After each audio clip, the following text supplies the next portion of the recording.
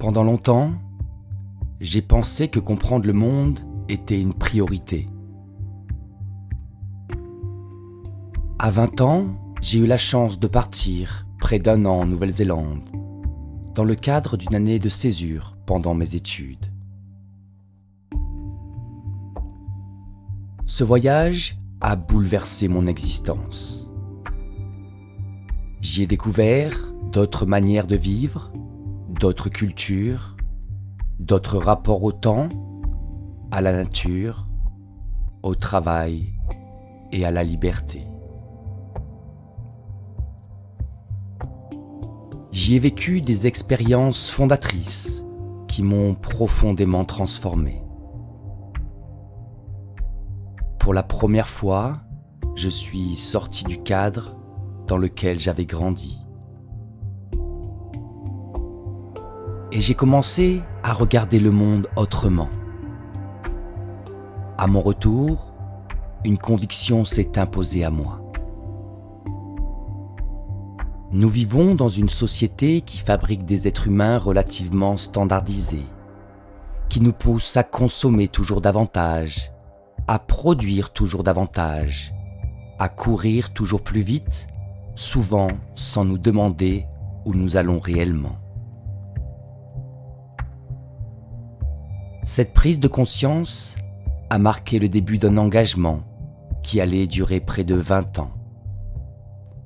Pendant toutes ces années, j'ai consacré une grande partie de mon existence et de mon énergie à comprendre le fonctionnement de notre société. J'ai travaillé comme journaliste citoyen.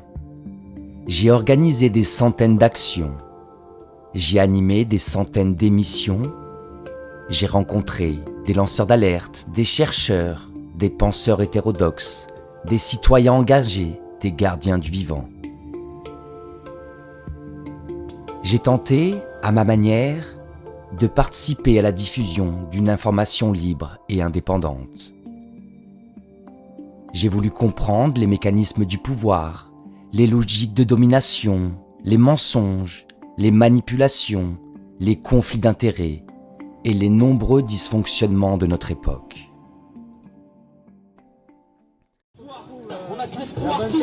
Voilà. On a de l'espoir, on n'est pas près de lâcher. On va continuer, parce que c'est nos cœurs qui vivent et nos âmes qui viennent s'exprimer. Je vois des êtres humains qui ont de l'espoir au fond d'eux, qu'on en marre de vivre tout seuls dans leur canapé. Travailler, consommer et crever sans sens de la vie. On veut remettre de l'existentiel, fatigué du consumérisme, fatigué des médias, fatigué des hommes politiques, fatigué de la police. On a envie que le monde y change, on a envie d'espoir. Alors on se réunit le samedi après-midi et c'est gratuit.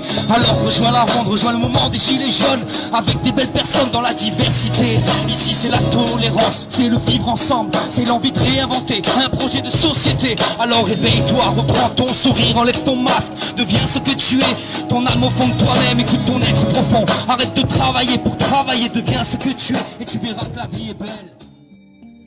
Je ne regrette rien de ce parcours. Il a été profondément utile. Mais au fil du temps, quelque chose a changé en moi.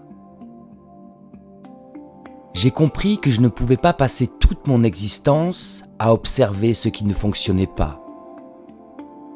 Je ne pouvais pas consacrer toute mon énergie à dénoncer. Je ne pouvais pas passer ma vie entière à regarder l'obscurité. Alors, j'ai décidé de faire un pas de côté, non pas pour abandonner mes convictions, non pas fermer les yeux, non pas renoncer, mais simplement réorienter une partie de mon énergie. Passer progressivement de la dénonciation à la construction, de la résistance à la création, de la réaction à l'incarnation. J'ai commencé à me poser une question simple. Et si la richesse était ailleurs ? Et si le bonheur ne dépendait pas uniquement du pouvoir d'achat et du monde qui m'entoure ? Et si la réussite ne se mesurait pas uniquement à travers l'argent, le statut social ou la performance ? Et si nous avions oublié quelque chose d'essentiel ? J'ai alors choisi une autre manière d'habiter le monde. Je me suis installé dans le Périgord noir, un territoire magnifique, entouré de forêts, de sources, de ruisseaux, de terres encore préservées et d'un patrimoine exceptionnel. J'y développe progressivement une vie plus sobre, plus autonome et plus enracinée. Je cultive un jardin, je plante des arbres, je développe un verger, je rénove un patrimoine bâti par des générations qui ont vécu sans pétrole, sans électricité et sans toutes les technologies modernes dont nous dépendons aujourd'hui. J'apprends à mieux gérer l'eau, à réduire mes besoins énergétiques, à faire davantage avec moins, à retrouver des savoir-faire simples, à travailler avec mes mains autant qu'avec ma tête, à vivre davantage en lien avec les saisons, à mieux connaître mon territoire, à renforcer les liens humains autour de moi, à participer modestement à la vie locale. L'autonomie n'est pas le but ultime. Le but est ailleurs. Le but est de retrouver du sens. Retrouver du sens dans ce que l'on mange. Retrouver du sens dans ce que l'on construit. Retrouver du sens dans son travail. Retrouver du sens dans ses relations. Retrouver du sens dans le temps qui passe. Retrouver du sens dans sa présence au monde. Je ne cherche pas à fuir la société. Je ne cherche pas à revenir en arrière. Je ne prétends pas détenir une vérité. J'explore simplement une voie qui me semble plus cohérente avec ce que je suis devenu. Une voie qui me permet de gagner moins pour vivre mieux. De consommer moins pour vivre mieux. De travailler moins pour vivre mieux.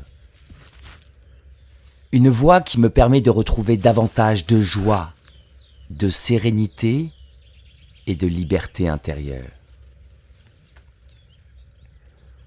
Ma vie n'est pas parfaite. Comme tout le monde, je rencontre des difficultés, des doutes et des épreuves. Mais aujourd'hui, j'aime profondément le quotidien que je construis. J'aime apprendre, j'aime expérimenter, j'aime créer, j'aime transmettre, j'aime rencontrer, j'aime contempler la beauté du vivant, j'aime participer à mon échelle à quelque chose qui me dépasse. C'est ce chemin que je souhaite partager ici. Non pas pour vous dire comment vivre, non pas pour vous convaincre, non pas pour vous expliquer la vérité, mais simplement pour témoigner. Partager des expériences, des réussites, des erreurs, des questionnements, des rencontres, et peut-être ouvrir quelques pistes de réflexion. Pendant près de 20 ans, j'ai consacré une grande partie de mon existence à comprendre ce qui détruisait le monde. Aujourd'hui, j'essaie simplement de consacrer davantage de temps à construire ce qui pourrait le rendre plus beau. Et sincèrement, je me régale.